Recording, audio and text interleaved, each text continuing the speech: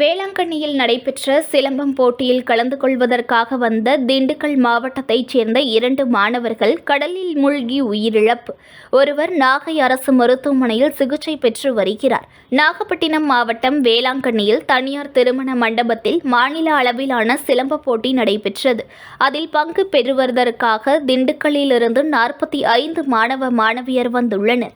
இந்த நிலையில் மதியம் போட்டியை முடித்துவிட்டு 13 மாணவர்கள் வேளாங்கண்ணி சுற்றுலா தலத்தை சுற்றி பார்ப்பதற்காக சென்ற நிலையில் மாணவர்கள் கடலில் குளித்து உள்ளனர்.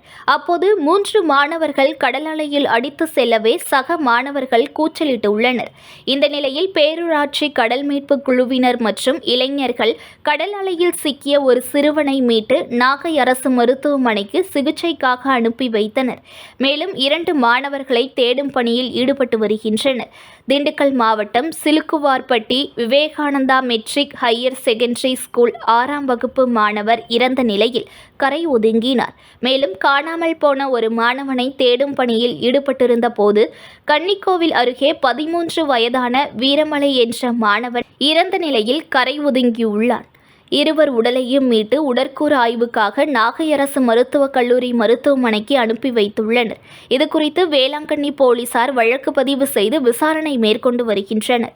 நாகை அருகே சிலம்பம் போட்டியில் பங்கேற்க வருகை தந்த மாணவர்கள் இருவர் கடலில் மூழ்கி உயிரிழந்த சம்பவம் பெரும் சோகத்தை ஏற்படுத்தியுள்ளது.